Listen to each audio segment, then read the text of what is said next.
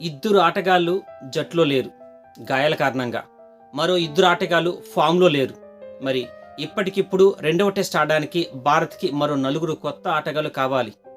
ఆడగలిగే ఆటగాళ్ళు కావాలి. జట్టును గెలిపించగలిగే ఆటగాళ్ళు కావాలి. మరి అలాంటి నలుగురు ఆటగాళ్ళు ఇప్పుడు భారత్ దగ్గర సిద్ధంగా ఉన్నారా అన్నదే ఇవాల్టి డిస్కషన్. ఫైనల్ 11 మేబీ ఎవరవచ్చంటే ఖచ్చితంగా రోహిత్ శర్మ జట్టులో ఉంటాడు, నో డౌట్. అతనితో పాటు యశస్వి జైస్వాల్ ఓపెనింగ్ చేస్తాడు, నో డౌట్. 1 and 2 place. ఇక మూడవ ప్లేస్లో గిల్ లేక పటేదార్. ఇక నాలుగవ ప్లేస్లో మేబీ అక్షర్. అతన్ని కాస్త వెనక నుంచి ముందుకు తోసి అక్షర్కి నాలుగో ప్లేస్లో మేబీ బ్యాటింగ్కి అవకాశం ఇవ్వచ్చు. అక్షర్ నాలుగో ప్లేస్లో ఆడుతాడు కూడా. గత బంగ్లాదేశ్ మ్యాచ్లో అక్షర్ నాలుగో ప్లేస్లో ఆడాడు కూడా. అతను మంచి బ్యాట్స్మెన్. మేబీ కనుక అక్షర్కి నాలుగో ప్లేస్లో ఇస్తేనే మంచిది.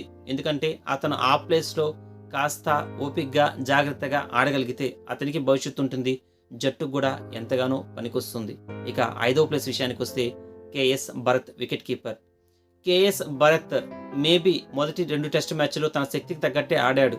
కానీ అతను జట్టులో కొత్తగా వచ్చాడు, కాస్త జాగ్రత్తగా ఆడుతున్నాడు. ఎందుకంటే జట్టులో స్థానం కాపాడుకోవడం కూడా అతనికి అవసరమే కదా. కనుక కేఎస్ భరత్కి కాస్త జట్టు మేనేజ్మెంట్ లేక జట్టు కెప్టెన్ ఒక భరోసా ఇస్తే, నువ్వు ధైర్యంగా ఆడు, 5 టెస్టులు నేను ఖచ్చితంగా కంటిన్యూ చేస్తాం, నువ్వు ఆడినా ఆడకున్నా 5 టెస్టులు నువ్వు ఖచ్చితంగా ఉంటావు, ధైర్యంగా ఆడున్న భరోసా కానీ కల్పిస్తే కేఎస్ భరత్ మరింత బాగా మరింత గొప్పగా ఆడే అవకాశం ఉంది.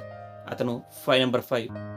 ఇక నెంబర్ 6 విషయానికి వస్తే కేఎల్ రాహుల్ ఏ విధంగా అయితే జట్టులో లేడో అతని స్థానంలో సర్ఫరాజ్ ఖాన్ జట్టులో ఉంటాడు. సర్ఫరాజ్ ఖాన్ నెంబర్ 3లో గిల్ ప్లేస్లో కానీ, లేక ఇక్కడ నెంబర్ 6లో లేకపోతే నెంబర్ 5లో అటు ఇటుగా ఎక్కడో వచ్చే సర్ఫరాజ్ ఖాన్కి అవకాశం ఉంటుంది. ఇక నెంబర్ 7 విషయానికి వస్తే అది జడేజా ప్లేస్.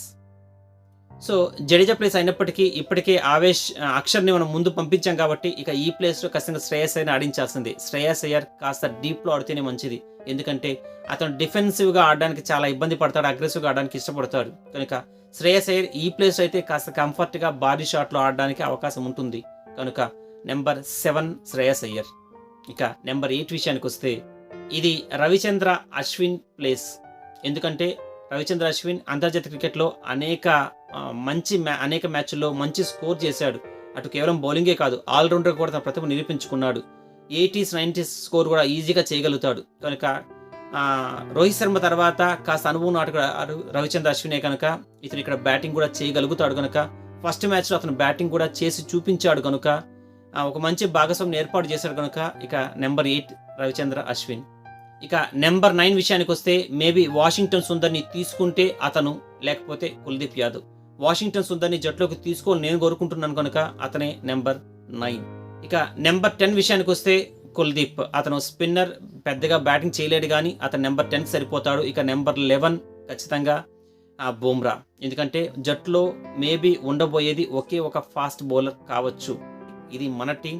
మరి అసలు టీం ఏదో చూద్దాం.